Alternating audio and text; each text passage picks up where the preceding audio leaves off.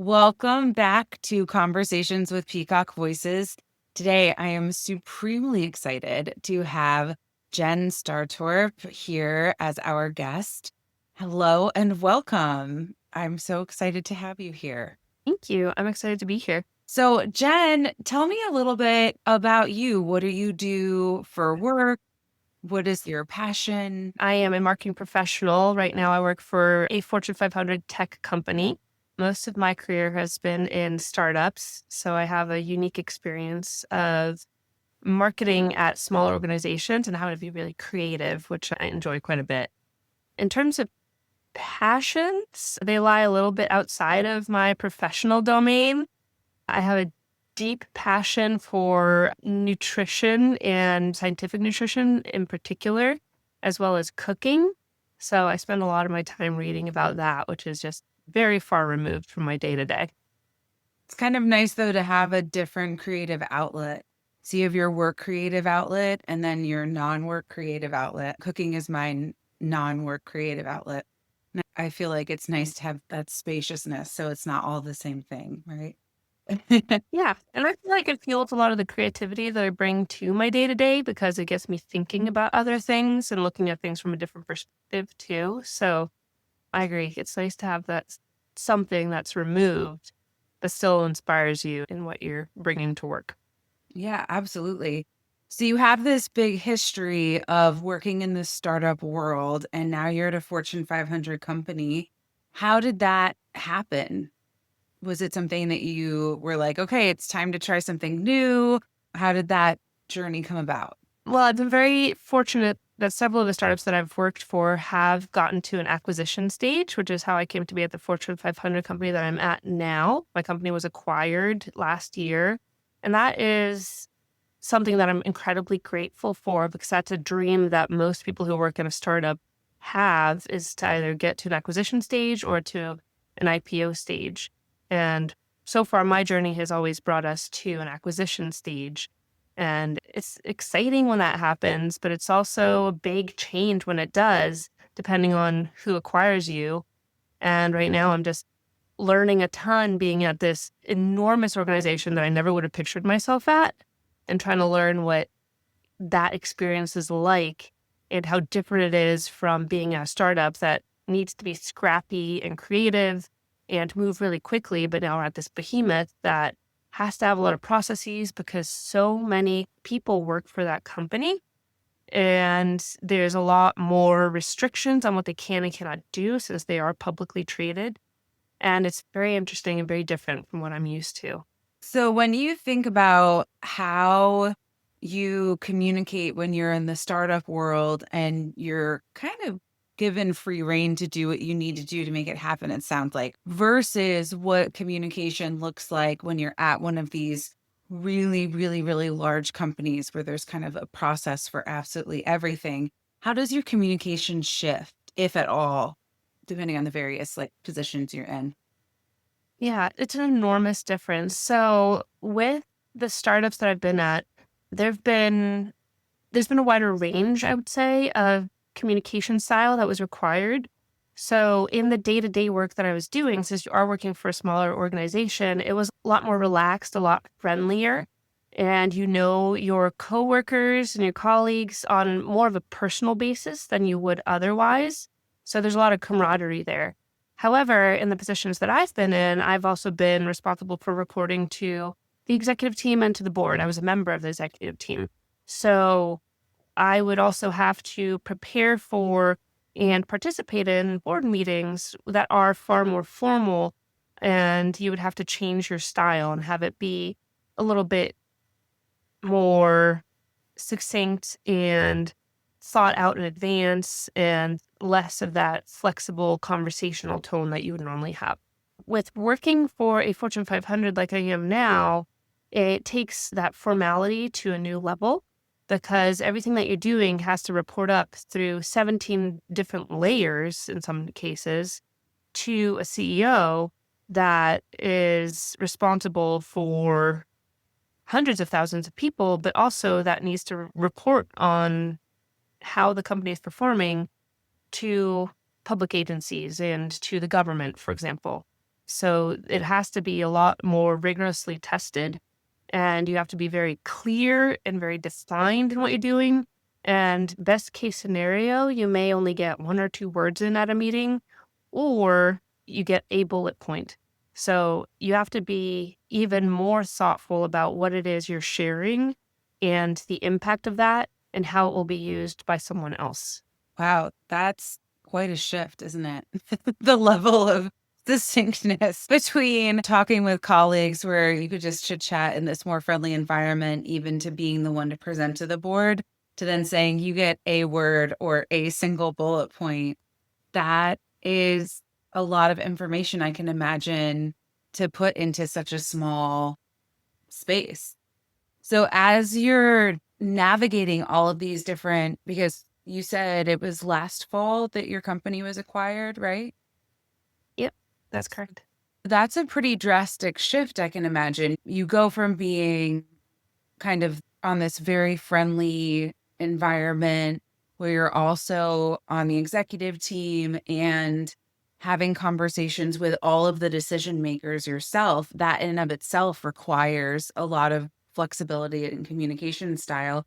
Do you think about how not just your content, but how you deliver your content shifts as you move through these various situations? Because then you went from that space to also being at this behemoth of an institution, having to be super direct. So, like, how do you get the intent of your meaning across outside of language when you have so little time and every moment really does count?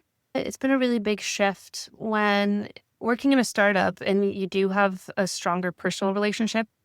It's a lot more of a forgiving environment. So if you didn't communicate something the way that you had originally intended, or you hadn't communicated in the way that you meant to, it's a lot easier to course correct in those situations, or people understand the intent of what you were trying to say because they know you.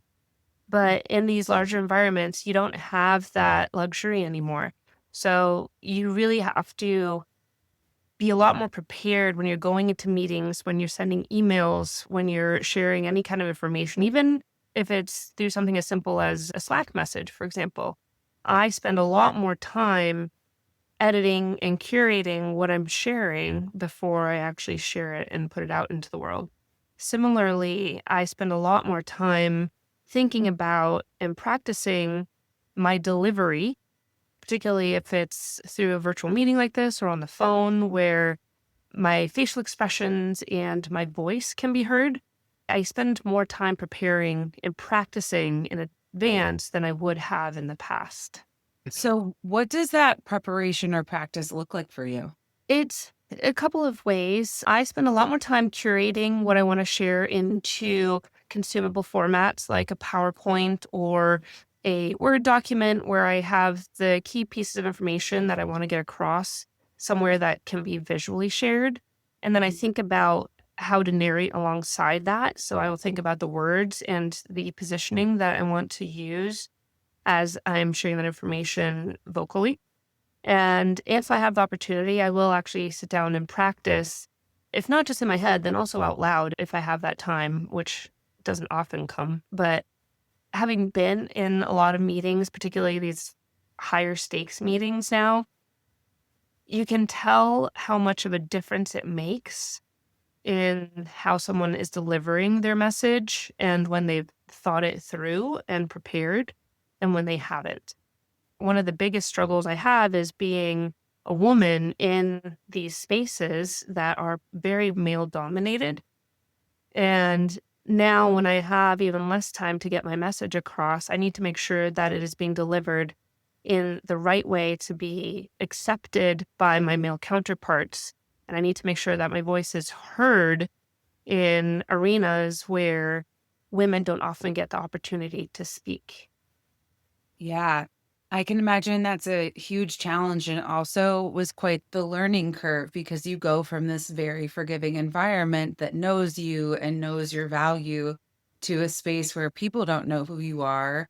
And there's just so little time for you to create those personal connections. Coupling that with the fact that you're inherently a minority in that room as a woman, there are going to be more men sitting there. So, how to make sure that your ideas are taken just as seriously as everybody else sitting there.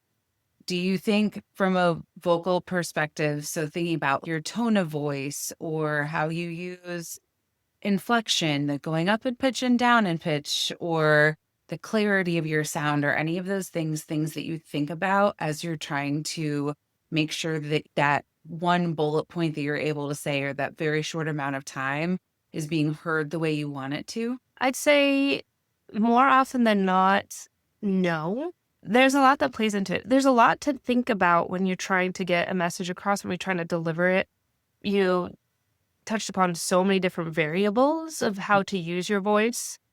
And when you are in a meeting like that, you're already feeling a lot of pressure, a lot of stress and anxiety. And oftentimes, when it is your opportunity to say something, all of those variables just go out the window because you're so anxious about just getting the message across. So Mhm. that's where, when you can have the opportunity to prepare, it is incredibly helpful, but it takes a lot of practice, I would say. And it's something Absolutely. I'm still working on a daily basis. Well, because it's muscle memory, right? So it takes time to gain control and also change your settings on muscle memory.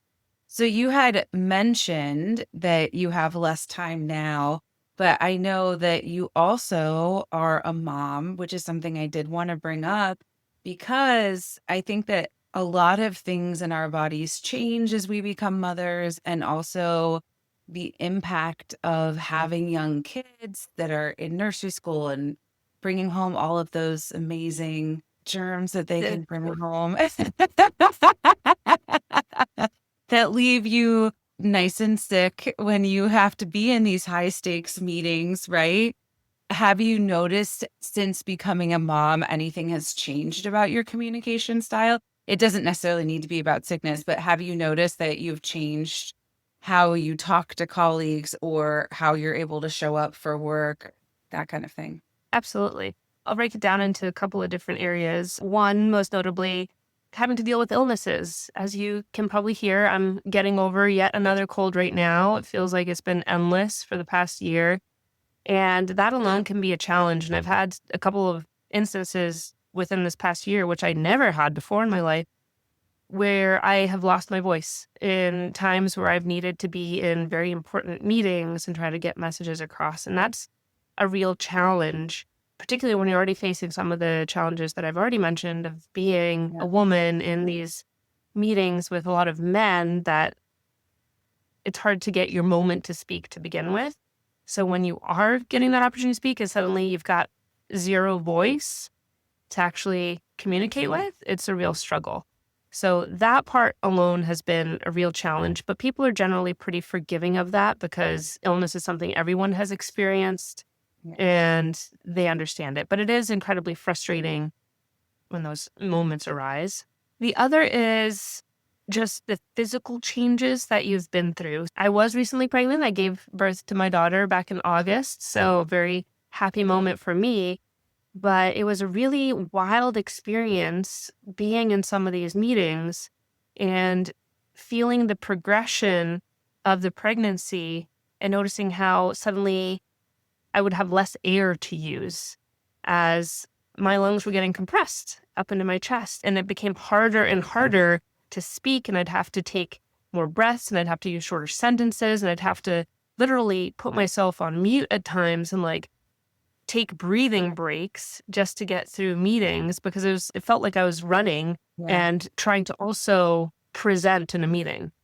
And that was really hard. In addition to feeling that my voice was getting slightly deeper, I had a slightly sore throat a lot of the times because my vocal cords were just working overtime and there was less air to use at the same time. It was a real challenge. And I'm glad to have that part of it past me at this point. But it was a really interesting experience because you saw it happening or you felt it happening really slowly. I can imagine one of the things that, like, swelling happens in a woman's body when she's pregnant. I myself am in my third trimester, so I'm feeling this. I sing with the Chicago Symphony Orchestra Chorus, and I have my first rehearsal of the season tonight. And I was just thinking to myself, oh my gosh, I wonder what it's I've sung Mozart's Requiem many times in my life. But thinking about singing it right now, I'm like, wow, I wonder what my air is going to like, what my breath is going to feel like, and how my voice is going to feel singing this piece, even though I've known it. I first sang it in high school, right? But it's something I'm interested to see because everything swells. Your voice is a part of your body, right? We're talking muscles, tissues, ligaments, tendons, like all that. And so there is this thickening and this swelling where that lowness kind of comes in, and you can feel that almost like thickness in your voice Mhm. is a way that I describe it. Everything just feels thicker. Yep. And it can be, if you don't know to expect it, it can be shocking. We're like, wait, why does everything feel so much harder? Or why does it feel like I sound like a different human being while I'm talking right now? And how do I navigate that or play with that or kind of change how I'm speaking using the body I have right now? It's just not something like nobody's mentioned it. I'm aware of it because it's my job to be aware of it, but no doctors have mentioned it to me. It's not one of the side effects that they talk about. Granted, there's about a million side effects that don't get discussed. But yeah, it is a very interesting process. So as you've been postpartum, have you noticed that your voice has changed, has started shifting back to where you were kind of before pregnancy, this last pregnancy? Or do you feel like things are staying the same right now? Or you're just like, I'm postpartum and I have no idea. Which also feels very fair. I would say it's shifting back a little bit. It doesn't feel as deep as it did while I was pregnant. It is such a welcome relief to be able to take deeper breaths, although they're not fully back to normal just yet. Everything feels a lot more natural right now.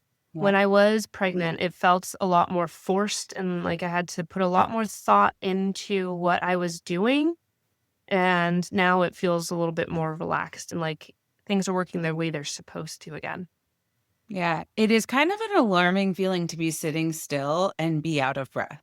Yes. You're Yeah. like, I am doing Just absolutely nothing right now. Why is it that I can't catch my breath? And you're like, there's a human that is mhm. pushing on all the things that are supposed to be able to comfortably expand. But it is a very strange experience to be just totally still. And it's like, I'm not walking upstairs. I'm not working out. I'm not running that 5K. And yet, well, I want to take a second for a brief pause. And then when we get back, I would love to talk a little bit more about the creativity. You were discussing about why you love what you do so much and how that kind of also finds itself living inside your non-work world. Before we get into that, I just want to mention that if you're a leader managing a team or you're on a DEI committee looking to bring something meaningful to your organization, we offer custom workshops that focus on communication, leadership, and vocal presence. It's not just about being heard, it's about being understood and respected. Learn more at peacockvoices.com/workshops. And now let's get back to our conversation with Jen. Welcome back. We are here talking with Jen Staretorp, and we have been discussing just how her communication needs have shifted from the startup world to the Fortune 500 world and in motherhood.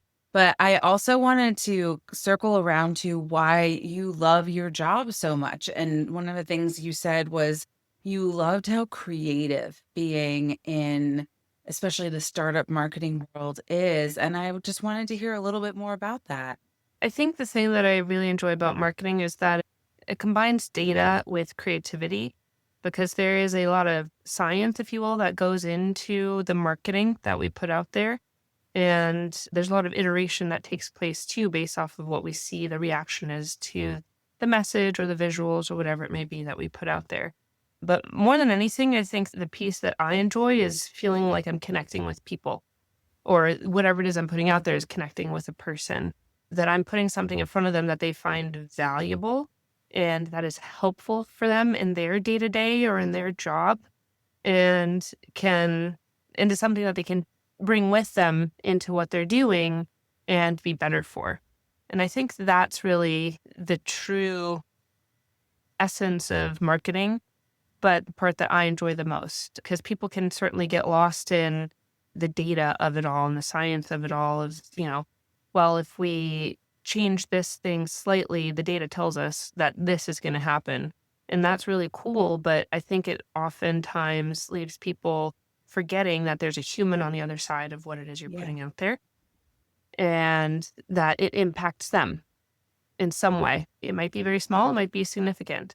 But I love knowing that someone saw something that I created and took an action as a result.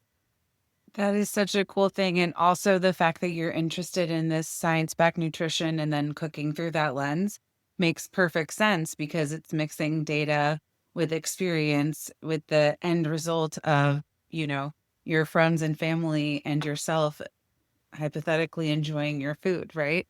So Mhm. I can see how those two actually line up pretty perfectly with each other. So, when you are working in the startup environment and you're going through, I assume, are kind of building from scratch or at least bare bones, depending on how small a startup you like joining. And so then your job would be to build these systems out. What happens when you transition into this larger organization where they already have systems in place, and like how does that transition go? Do they let you keep what you do, or do you have to make your own changes to fit what they do? It depends on the situation. So I've gone through 2 acquisitions now. In the first instance, we were acquired and then we were simultaneously merged with another company. And then we went ahead and acquired a few additional companies on top of that so we could form this full suite of products. And through that process, we knew that we could lean on any single one of the brands that were part of this portfolio now. So we had to create an entirely new company and all new processes. So it was really merging the best of what every company brought to the table and building something new from that. Now, in my current situation where we've been acquired and are being merged into this behemoth, it's a very different story where there are processes in place that live there for a reason. And while they might be very different from what I've experienced and in my perspective be slow and antiquated, it's with very good reason that they exist in the way that they do because these large companies are so heavily scrutinized. Now, most of what we are merging into, we have to conform to. However, that being said, one of the reasons they acquired my company was because of the unique audience and process and data that we had available within our organization, and they wanted access to that. So they are now realizing, the company that I work for, that with the audience that we have typically sold and marketed to, their approach doesn't work. So they are spending a lot of time, and I'm spending a lot of time educating them. They're spending a lot of time learning about how different it is if they want to reach this particular market. So there is some flexibility there where they're going, when there's light bulb moments within this large company, and they're like, oh, we're going to have to shift the way that we do things in order to actually be successful in this area. So, for the most part, we're having to take on these new processes that they already have in place and get used to those. But there are some instances where they're also like, okay, we're going to have to shift a little bit and think about things a little differently while still trying to use the processes that exist to the best of our ability. That's very interesting because it's really focusing on the customer. It's this shift of like, we have something that we're giving to you, and instead being like, we need to figure out how the customer is going to like buy into what it is that we're trying to sell. And like the mindset of that communication, I can imagine shifts from I'm getting this information out to being I need to figure out how you get this information in. I have a saying I say all the time to clients, which is speak for them, not for you, which is the same concept of as you're talking to people, the idea is not to get your information out because that's not necessarily what's going to get them to buy into and internalize what it is that you're saying. And instead, you want to be speaking to what is going to get them to actually take in the information that you're saying and the intent of what you're saying, because you only have a couple of seconds, right, to make these impressions, to have these conversations. Sometimes aren't conversations, sometimes they are a bullet point or, 10 seconds of, okay, I have this moment, now it's over. So that's a really interesting thing. So when you think about how all of this, you do a lot, it sounds like, of flexibility in your own job. Like you're flexible inside various types of company structures, whether it's a startup or a Fortune 500. You, it sounds like, are comfortable talking to a lot of different groups of people. And simultaneously, your job as a marketer is to be able to be really adaptive to the people and the various communities you are trying to reach, which I think is really interesting. And I'm just wondering if you've noticed that application helping you outside of your work life, whether it's when you move to a new place or you start nursery school or daycare and you meet parents or join a church or something like that. I'm just wondering if you've noticed as you've developed that skill set that it's applied elsewhere outside of the workplace or not. I would say so.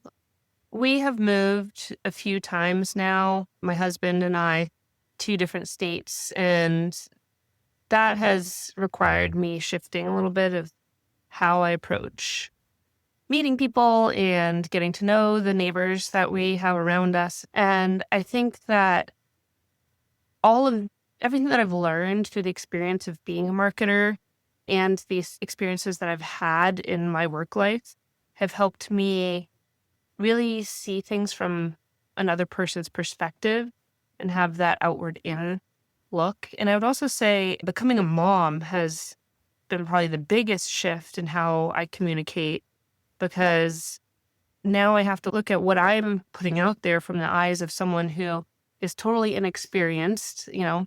2-year-old, for example, and how they perceive what it is that you're doing or saying, and then internalizing that and being able to look through the eyes of someone else and adapt your approach has been the greatest lesson I've learned to date.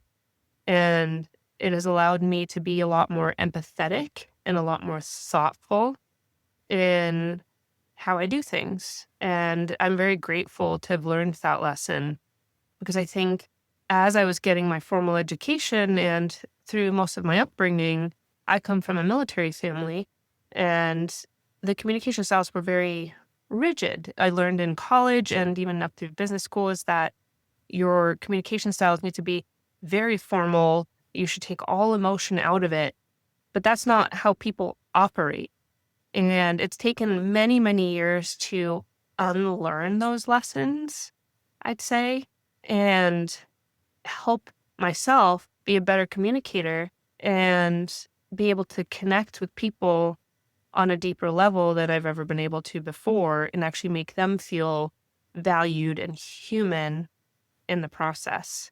So I'd say everything I've learned through my work has been huge in changing my communication style, but more than anything, I think becoming a parent has really Yeah.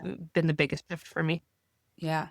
I believe it. I also grew up in a very direct culture.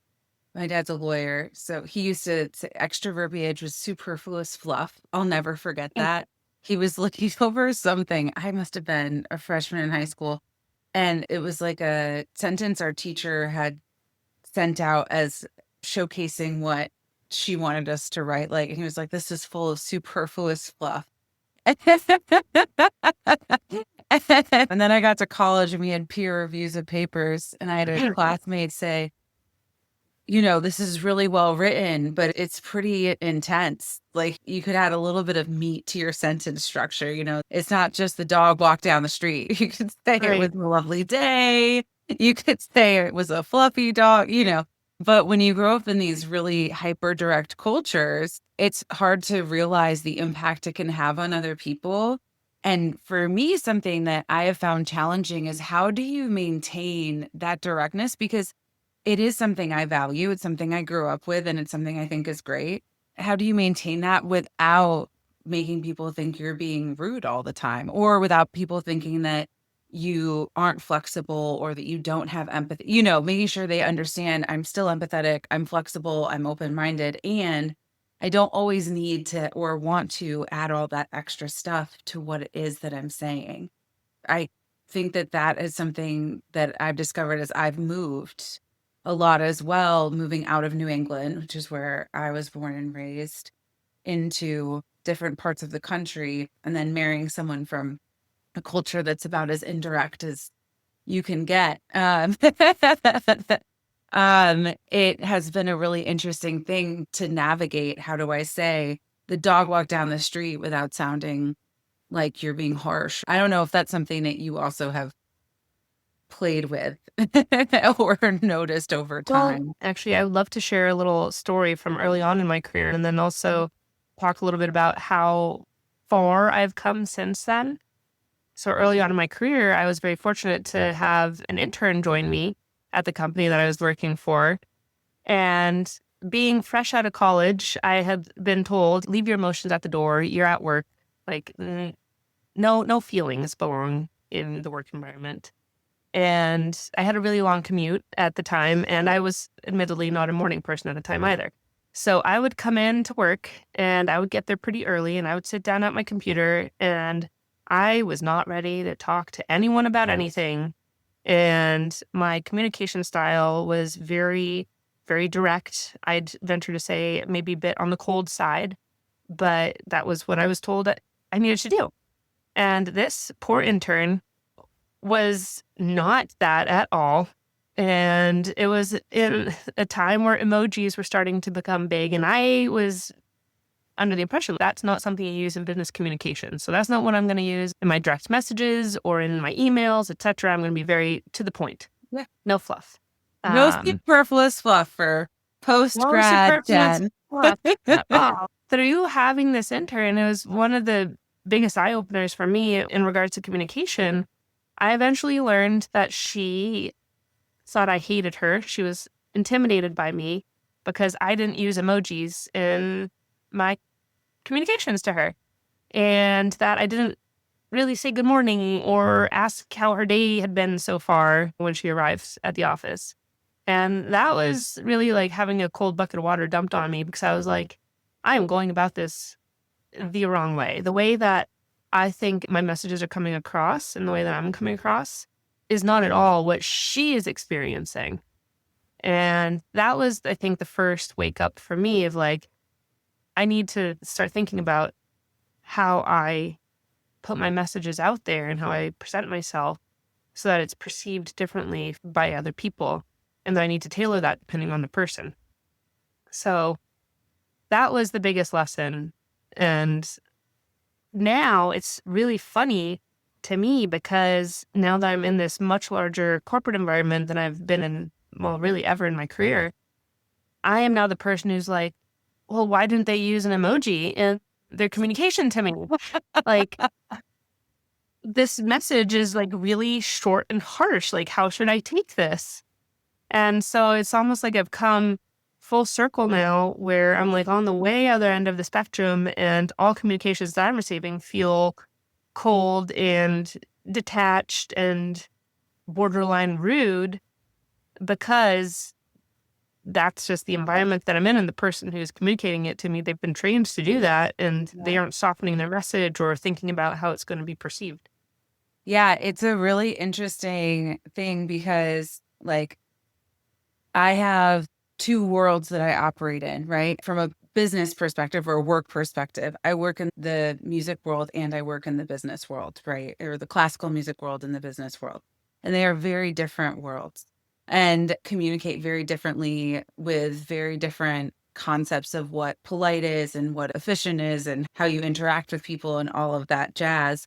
And something that you mentioned that I think has been a really interesting thing that I've noticed as well over the past handful of years is how much miscommunication happened because of the fact that I was thinking only from my perspective and not realizing like, oh, maybe I should think of this person's cultural background and maybe they're being so direct with me because they're just so direct. And that's just because that's their culture. Like they're a lawyer and they've been trained. I say this because my dad is a lawyer and hence the superfluous fluff comment, right? But what are your expectations of the person? And it's not necessarily about you. So having that extra step to say, oh, okay, maybe this person is from a really direct culture, or maybe this person, my husband's Iranian.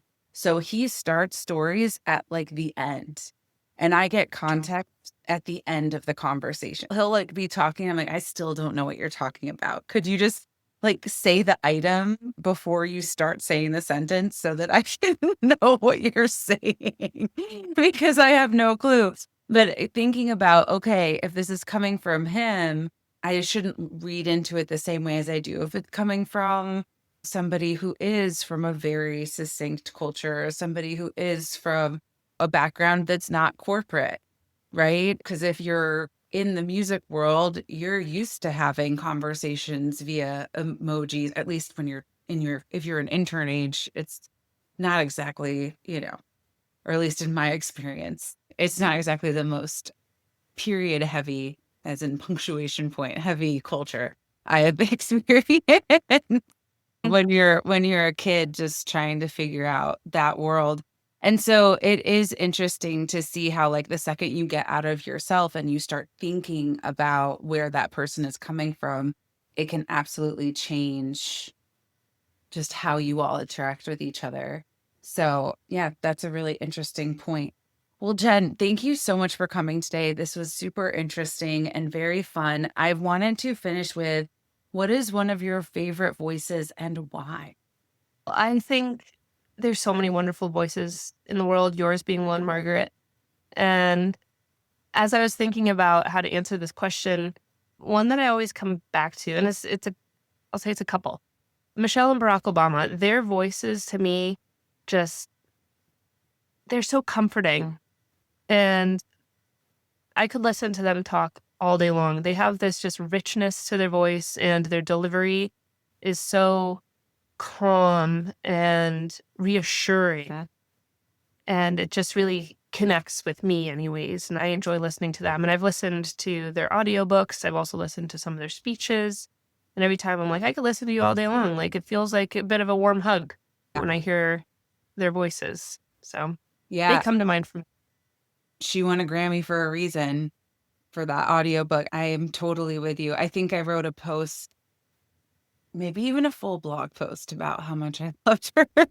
I'm not sure it was the full blog post or not, but definitely had an ode to her on social media after listening to her audiobook because it's so true. She sounds like it's this combination of a hug and your best friend while also just you instantly respect and trust what comes out of her mouth, or at least for me, that's my reaction. And the same for former President Obama. I totally agree with you. I love both of their voices so much. Jen, thank you so much for coming today. This was really interesting, really lovely, and I hope that you have a wonderful rest of your day. My pleasure. Thank you so much, Margaret.